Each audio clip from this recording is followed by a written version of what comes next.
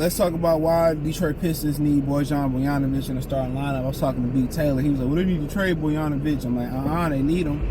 You know, ironically, he said, well, Killian balling. I don't know the definition of balling. I don't think that's it.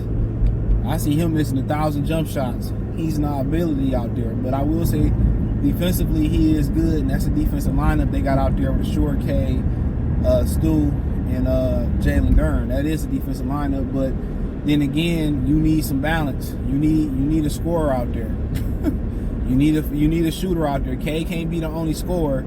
He ain't the only shooter out there at this point. No matter how many high percentage shots they taking, no matter how much they drive into the bucket, no matter how many threes they taking or they not taking, how many times they get into the line. You know what I'm saying? Bogdanovic is there. They need that primary scorer or that secondary scorer to go with K. They need that guy that's gonna get K space. You know what I'm saying? And I think that's just gonna free up Cade Cunningham. Now, will Cade Cunningham be asked to do more defensively, Jalen Duren? Oh, yeah, but that's what Duren there for. Duren is there to clean up the bullshit, to clean up the junk at the rim. You know, so you put more onus on him, but you need that shooter out there. And how they able to sag off Killian and they able to collapse the paint when, you know, Ashur, K, and them guys drive to the bucket, even off the pick and roll, they basically giving them 10 to 15 feet, and they basically giving the wing the jump shot, which is Killian Hayes. So you're going to see more of that. They're going to start sagging in on them pick and rolls, and they're going to start giving, they're going to let K have a 10 to 15 foot jumper. They're going to let him have that. But what they're going to start doing is packing that paint. That's what they're going to start doing. They're going to start packing that paint.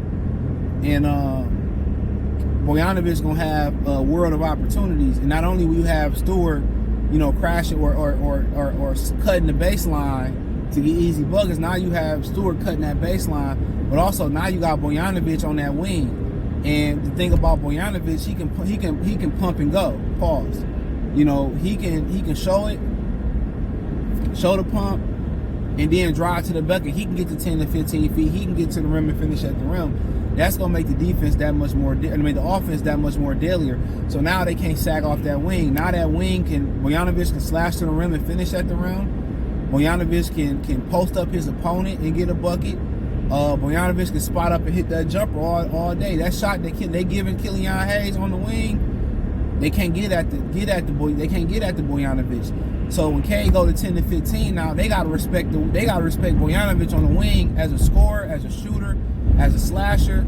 They gotta respect Beef Stew off the baseline as a slasher. And that's important because once K could go to attack the rim, or whoever it may be to attack the rim, now guess what?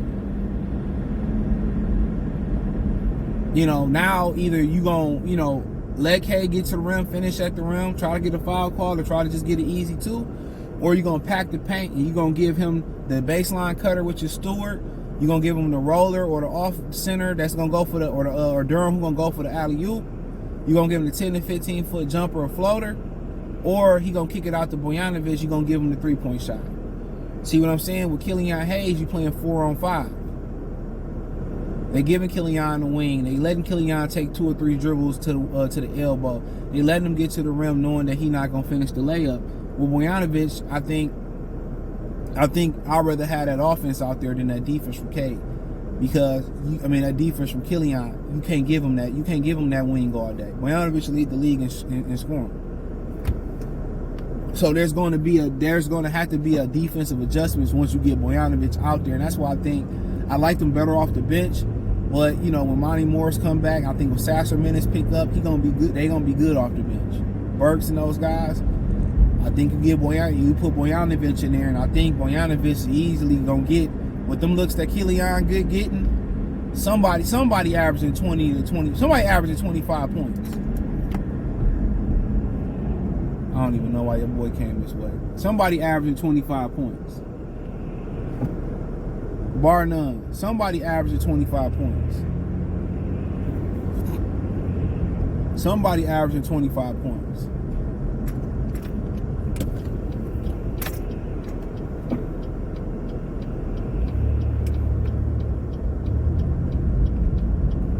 So, between Cade and Bogdanovic, more likely, somebody averaging 25 points. See, you got to just see how they playing it. Even though they sagging in on Cade and letting them get 10 to 15 feet, imagine when you put a real shooter out there, the possibilities he's going to have. He's going to have the cutter and Stewart. He's going to have the lob or the easy drop off to Duren. Or he's going to have Bogdanovic slashing off that wing or just taking that three, or he showing and taking the two. I mean, the offense become that much more deadly. And I don't think Bogdanovic is that bad of a defender. He ain't Killian. But yeah, I think that's kind of where you're going with it at. Ashur is going to take the best offensive player. We know that. He's going to take the best offensive player. And Bogdanovic is probably going to take a wing. Cade probably take the wing, and Bogdanovic probably take the worst defender after Cade get used to his leg or whatever like that and get 100% comfortable. But you would love to have a guy like Bogdanovic who can D and 3, who can defend at a high level. I mean, those guys ain't walking on just walking around and available to get unless they're a problem. You know, a guy like, you know, Marcus Smart, even though you're going to give up a little bit in the three-point category with Marcus Smart, but he a big shot taker and a big shot maker. I'll give him that. You know, Jaylen Brown, but, you know, he ain't walking on, you know, he ain't just, they just ain't out here walking around freely and shit. You know what I'm saying? So, but yeah, it's gonna be interesting. I mean, yeah, I think I take that defensive drop off. I think I take that defensive drop off, in my opinion. You know what I'm saying? And I pick up that offense. You always can shuffle your lineup. You got a bunch of shooters on the bench. You also always can shuffle that lineup. So that's my opinion on it. But you know, Killian, but it's too much of a liability. If Killian could just knock down that 10 to 15 in that wing three-pointer, you leave him out there. He could just do what Bruce Bowen was doing. You leave him out there. You leave him out there, bar none. It's amazing how many people don't know how to bogart when they drive. It is amazing. How we the Motor City and people can't drive is just beyond me. I will yell out this. Look how he bogarted. Go! Damn, motherfucker retarded, bruh. And now you want to speed up because you don't know how to drive. This is hilarious, dog. But